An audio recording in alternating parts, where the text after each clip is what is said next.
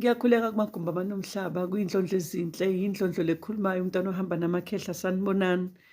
Ukuphahla namhlanje ngiphethe nje ukuthi sikhulume ngokuphahla, ikakhulukazi-ke uzwe nje abantu abaningi mhlawumbe bekutshela ngokuthi hey kuyaphahlwa, kuyakhulekwa, kuyenziwani, uyaphuma uyophahla kuphi nakuphi. Mhlawumbe awazi nokuthi uma uphahla usuke wenzani. Omunye angahamba athi uyophahla etsheliwe, directhiwe mhlawumbe umuntu ukuthi nje uboke uyophahla, kodwa uma ifika lapha akazi ukuthi uzothini, noma ukuphahla kahle kahle usuke uphahlela ini, nokuthi uphahla nje wenzani, ukhuluma nobani kahle kahle uma uphahla. Okay, uma uphahla-ke usuke ukhuluma namathongo angibathileyo, ukhuluma namathongo angibatha ngalesikhathi nje uphuma esibelethweni sikamama ahamba nawo ugogo nomkhulu. Usuke uphahlela ukuthi izinto ey'thile ongasay'boni kahle empilweni yakho ufisa ukuyibuza kubona, ufisa ukubonga kubona, ufisa ukuthi ubacele ukuthi mabakuvezele izinto ey'thile eziyimfihlakalo lezo oy'funayo wena ofisa ukuy'bona nje, izinto ey'ningi mhlampe ezikuxakayo ngempilo yakho, ngoba phela kuyimfihlo ukuthi lokho okukuxakayo kuyini, bona bayakwazi ukuthi uxakwa yini. So manje-ke uzudinga ukuthi uphahleke. Uma ngabe uzophahla-ke uphahla ngani kahle kahle uma uphahla usebenzisa impepha yamawele, usebenzisa amakhandlela. Kuyadiphenda ukuthi amakhandlela-ke anjani. Ngesinye isikhathi ungalisebenzisela elimhlophe elilodwa nje, kodwa uma uqala ukuphahla ungaqala ngelimhlophe, neli-blue, neli-yellow, neli-green. Uwahlanganise lawo makhandlela lawo awu-4 uma usaqala ngqa uphahla nje empilweni yakho.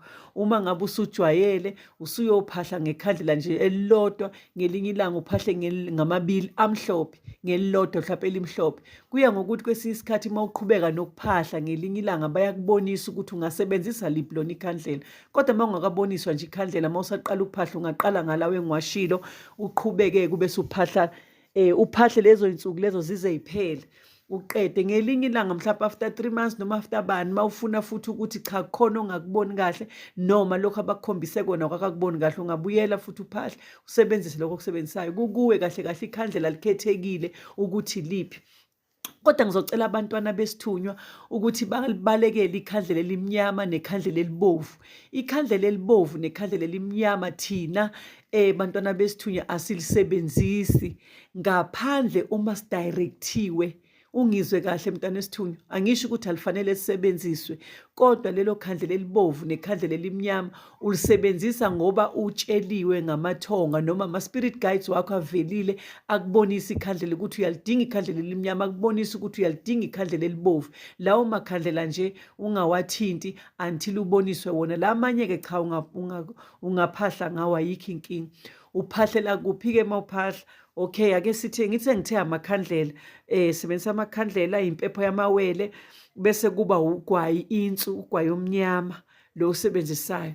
Usebenzisa iglasi yamanzi ecwebezelayo, iglasi lefayo, uyigezisise kahle, uyibeke namanzi lapha eceleni kwakho. Kwesinye isikhathi noma engekho amanzi futhi ku-right, uyakwazi ukuthi uphahle uqede ukhulume namathonga. Usuyaqala-ke manje uma uphahlela endlini, ake sithi uphahlela endlini, uyakhuleka kahle kogogo nomkhulu, ukhuleke kahle, ubabize, uyibize nawe ubazi kahle ukuthi uphethwe amathonga kwabani. Uma ngabe ungakazi ukuthi uphethwe yimaphi amathonga, ungasho ukuthi ngicela amathonga akhabo mama nakhabo baba angibathileyo ahlambulukile. Ungalikhohlwa igama lokuhlambuluka, kodwa nje ufuneke ngomthetho ube ngawe uyazazi mntanethonga ukuthi wena umbethwe amathonga kawubani. Ngoba yini? Ngoba ngike ngachaza before kuma-video ami la khuluma khona ngesibongo, la khuluma khona ngamathonga angibathile ngomsamo wakho, la khuluma khona nginamavidiyo amaningi engiwakhiphile engaziyo ukuthi uzohamba uyorifera kuwo uyibheke ukuthi wena amathonga abiza wena awakwabani, akubizayo ndlondlo, ngoba ngempela fanele uzazi ukuthi ubizwa amathonga khabo baba. Kodwa especially uma uzalele khabo mama nje ubizwa amathonga okubizwa ngawo awasekhabo mama, ngoba ingane ezalelwe kuphi? Ezalelwe ekhaya. Lapho kawudideki. Uma ngabe kuwukuthi abazali bakho abashadanga kodwa bahlala ndawonye, still ubelong ekhaya. Uyayibona lezo zinto fanele uyi-check-e ibongo, uyi-check-e wena ukuthi ngempela ngibiza amathonga right yini mangiphahla. Uqaleke ngokukhanyisa-ke impepho yakho, ukhanyisa ikhandlela. Uma uqeda ukukhanyisa kokubili lokhu sekuyakhanya, usuyaphaphatha, uyabingelela kogogo nomkhulu.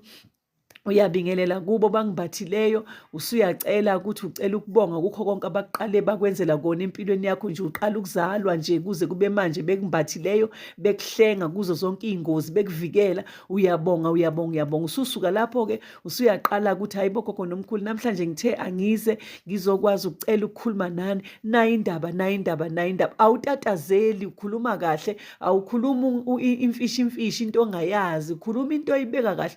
Uyazi uma ngithi imfishi ngisho ini? Ngisho ukuthi omunye umuntu uma ekhuluma uyayihlanganisa izinto. Ngicela lokhu, aphinde ashonele, ngicela lokhu, ngicela lokhu. Ungatatazeli, labantu okhuluma nabo bakulalele, banesineke, banesikhathi, bakulalele kahle. Hlala nje kahle, uguqe ngedolo, ukhulume nabo kahle, uphaphathe kahle kokhona omkhulu njengomntwana ohloniphayo. Ubabikele ukuthi unenkinga enjani, ubabikele bokhona omkhulu, sengifisa ukuqala uhambo lami, ngiyabona ukuthi cha nikhona. Mhlawumbe ufisa ukuqala uhambo lakho lapho, ngiyabona ukuthi nikhona, ngicela ningilekelele, ningibonise ukuthi kufanele ngenze njani, ningibonise. Kwesinye isikhathi mhlawumbe usukuyo indlela, usuyahamba kwi-initiation, kodwa kukhona impendulo oyidingayo. Ubabuza umbuzo, bazofika kuwe bakuphendule. Wenza for 3 days. Mawuphahla uphahla iy'nsuku ey'ntathu. Lapho mawuphahla uyazila-ke, uzila ukudla udla after ubuye ukuyophahla. It's either uphahlele endlini, noma uphahlele esigangeni, noma uphahlele entabeni, noma uphahlele emfuleni, noma uphahlele olwandle. Wherever la uphahlela khona, uyalinda, awuphahli udlile usuthe esiswini. Uphahla u-empty. Ungaphuza amanzi avumelekile, ungawaphuza, kodwa esiswini mawube empty mntanethongo, ukuze uzwakale kahle. Mawube empty kuze kube nawe uzizwe ukuthi yazi yini, ngizokhuluma nabantu abadala, ngizokhuluma nabantu abangiphethe la. Awufiki usuthi isisu ungakwazi nokukhuluma, ukuthi mawuguqile ngedolo kubuye la ngathi ukudla kugcwala la phezulu. Hayi bantwana bamathongo, funeke nje ufike kahle u-empty. Uyafika uyaqeda lapho, usuyabonga, usuyahlala phansi. Mawuqeda uhlala phansi, uyahlala nje ulinde kancane isikhashana, bese-ke uyasuka uyahamba-ke uyalungisa mawuphahlela endlini. Kodwa uma ngabe uphahlela esigangeni noma kuphi, esigangeni nje number 1, uma ufika khona, ufike uqale nje usukhanyisela amakhandlela akho nani nempepha, usubingelela abanikazi bendawo, iy'ndlondlo, ubingelela amakhosi akuleyo ndawo. Ucela ukuthi kule ndawo ngizile ngokuzotha nangokuyithoba, ngicela ukuthi ngiphahle kule ndawo, ngizophahla, ngizokhuluma nogogo nomkhulu. Ngiyacela zindlondlo ezinhle, uyacela, usuqala lapho, usuqala indaba yakho nogogo. Uyaqala-ke futhi nakhona kuyafana nomphahlela endlini, uyaqala ngokubonga, uqale ngokubonga, bese kuma ungene lapha kwendaba. Indaba yakho mayingahlangahlangani, makube indaba oyifisayo, unemibuzo okudala wawufisa ukuyibuza. Mhlawumbe uhlala ubona amanzi emaphusheni akho, mhlawumbe uhlala ubona izinto ey'ningi emaphusheni akho ezikuxakayo. Ubuza nangazo ukuthi hawu bogogo nomkhulu, la manzi engiwabonayo yini, kwenze njani, nifuna ngiye emanzini yini, nifuna ngenzeni? Izinto ey'ningi gogo nomkhulu, uyabuza. Yikho-ke lokhu ukuphahla. Umuntu angathi uyophahla engaka-understand ukuthi ukuphahla kuyini. Nakhona lapho uma uyophahla, uphatha iy'nto zakho, uma uye esigangeni noma uyolwandle noma uyakuphi, uphatha iy'nto zakho, uhamba ugqoke kahle nje, ungahambi ugqoke iy'mpahla zakho yihambe yihabula yonke indlela le. Uhamba ugqoke kahle, uphethe, uma ufika lapho ufika khona, uyandlala uyathatha iy'ngubo zakho, uyagqoka, usuyahlonipheka, usuyakhuluma nogogo nomkhulu. Phela bayathanda ukukubona uney'ngubo lezi abakunikeze zona, bayakuthanda ukukubona ugqokile, ngoba phela uyabadonsa, bayazi nangumntwana wethu. Futhi lezo y'ngubo onikezwa zona, izembatho onikezwa zona, zikunikeza amandla, zinamandla azo ukuthi ukhona ukubhekana nesimo esithile. Even nalapha esigangeni ayikho into ezokwenzakalela, ngisho isigebenga ngeke size sikwenze lutho, ngoba wena uzokhuluma namathonga, ngoba uhamba nawo, negebenga ngosobe zakubona. Sengisho ukuthi-ke ngendlela uprotecteke ngayo, singabantwana abaprotectekile, abantwana besithunywa, abantwana abahamba nenzuzo abaprotectekile, ngoba kwayona iyakufisa ukuthi mawuphume uyaluze, ufune izinto zakho. Even noma uphahla, ungaqala ngomkhuleko, umeme uNkulunkulu, umeme umveli inqangi, umeme uSolini nanini ukuthi makaze ukuze abe khona kule ndawo. Mema umoya oyingcwele